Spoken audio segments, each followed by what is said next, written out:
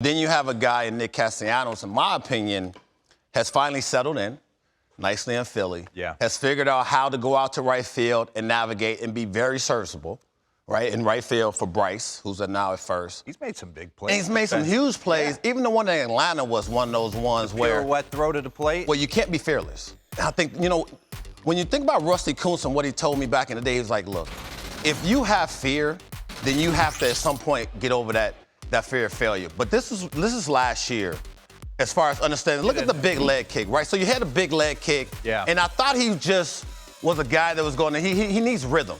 And it was all about having stability, balance, and rhythm. And this is perfectionist. If you have a big leg kick, you have to be on time 90+% of the time. Did you ever? I had a leg kick, and it sort of went to a tap. It sort of went to. You always trying to figure out how to get that foot down on time. So this is last year, and I'm thinking to myself, okay, cool. He's trying to figure it out. This is what he had in the past. You know, he was able to do some different things with Detroit. Found himself in smaller ballparks and with the Cubs, and I thought that helped him. This year, he's sort of gotten it down a little bit, and I feel like the hands are in a better spot. You see where the hands are? To me, they're in a better spot to be on time. They're in a better spot to get to the baseball, get A to B, but you have to figure out that front leg, and I think he has it. Look, if I told you he had 183 punch-outs, which he does, would you believe that? With 29 bombs. Yeah, yes. The way he goes about it from an offense, I mean, the ball gets in the way of a good swing. He gets his A swing off.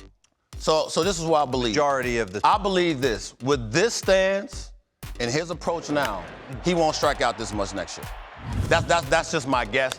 This is why I believe that, because when that foot is down, I know he goes. He all can over. go, and it gives you a little bit more time to recognize the baseball. And I thought that was so key.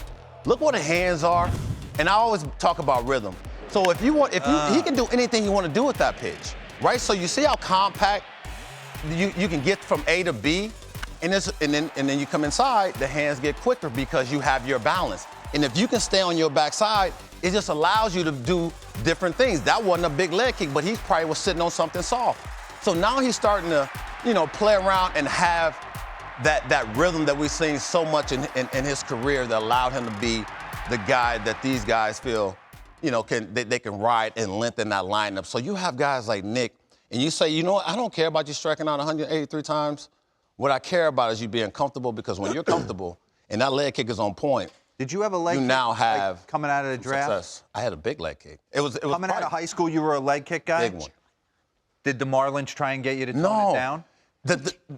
You know what? Felipe Lou did it. And I was in Montreal. It was before the Marlins. So Felipe Lou with Montreal told me I couldn't hit like this. And I said, well, I just come out of the minor leagues with success. I felt like that was going to, get me to the promised land. And sometimes you have to go against the grain of even your manager telling you, and that's no disrespect to your manager. What you're just basically saying is, I'm going to figure this out. You might send me back to AAA, but I felt like this was my MO, and it didn't last. And what happens is you start to now tinker with things, and then you lose that swing. So I think, you see him now comfortable doing this thing, and you're seeing, the success.